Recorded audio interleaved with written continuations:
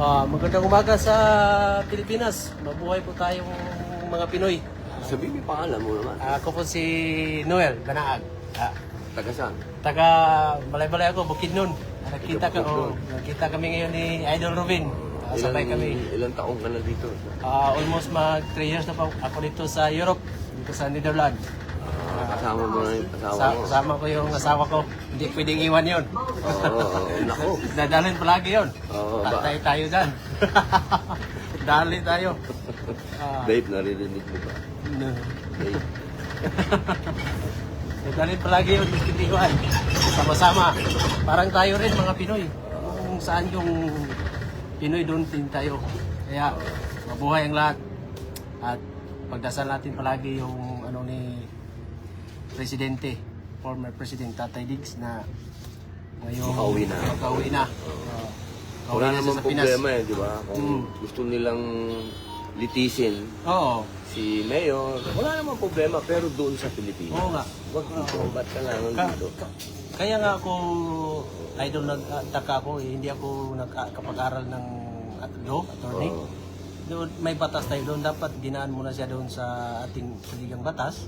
Doon ilitisin pag yung hindi nila kaya, doon na sa ICC, di ba? Yun ang dapat sana. So dinirect nila Kinunan nila, presidente pa man natin yung pinaka-vice president in whole history in the Philippines. Yeah. Pinakamatibay. Pakiramdam mo, napabayaan. Oo, pinawalang bisa yung nagawa niya sa atin na nung karaang administrasyon niya. Siya lang nakagawa lahat. Yung mga pagbabago na tupad talaga yung sabi niya pagbabago. May pagbabago talaga sa kanyang administrasyon. So hindi siya, kaya mahal siya ng buong Pilipinas, buong tao, hindi lang sa Pilipinas, buong mundo na nakilala sa kanya.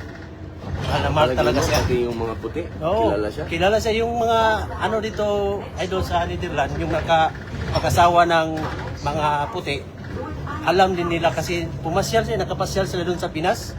Alam nila yung ano doon, buhay, yung Pilipinas, yung maganda.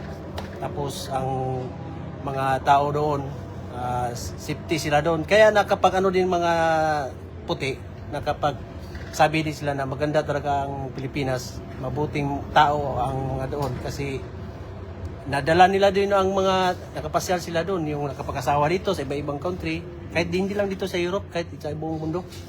Bawat tao ang nakapasyal doon sa Pinas sa administrasyon ni Presidente, nakapagsabi talaga na maganda ang kanyang panunungkulan. Kaya sila nagtaka kung bakit ngayon na ang nangyari sa kanya ngayon na bakit nagkaganito siya, na parang wala siyang ginawa sa kanyang dating panunungkulan. Parang ano lang siya, ultimo sa Bisaya pa, ultimong tao na walang ginawa. Hindi nila alam kung anong tunay na nangyari sa administrasyon ni Pangulong Duterte. Ang sarap maglakad ng ating gabi na wala akong pag-alinglangan.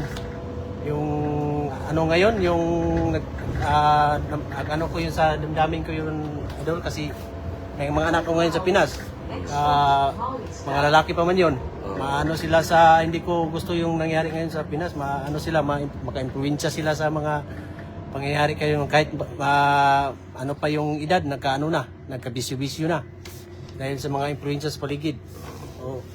Kaya maganda talaga. Ako yung makapagsasabi na ramdam ko talaga yung ginawa ni Pangulong Duterte sa kanyang administrasyon. Sa hindi nakapagsabi hindi maganda kasi wala kayo doon sa Pinas. At kayo naman, nandun man kayo sa Pinas pero mga bulag kayo, hindi nyo nakikita yung katotohanan. Yun ang pinakamagandang nangyari ni yung mga BBM ngayon na nagsasabi na masama ang administrasyon ni Duterte kasi nagbulag lang kayo, hindi lang niyo alam yung anong totoong pangyayari. O kaya wala kayo doon sa Pinas na tumira sa panahon ni PPR President Duterte.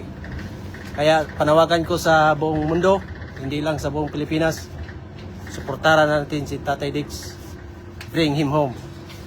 Suportahan natin siya. At i-pray natin palagi ang palaging nasa kanya kayo ngayong sumusuporta. Nandito palagi si Senator Robin, si VP Sara, si Attorney Roque, at lahat mga Pinoy dito sa Netherlands. Lagi tayong mag prayer na sana hindi na umabot sa September 23, may desisyon na madala natin si Tatay Diggs pauwi sa Pinas. Mabuhay ang Pilipinas. Nag-speech ka, tol.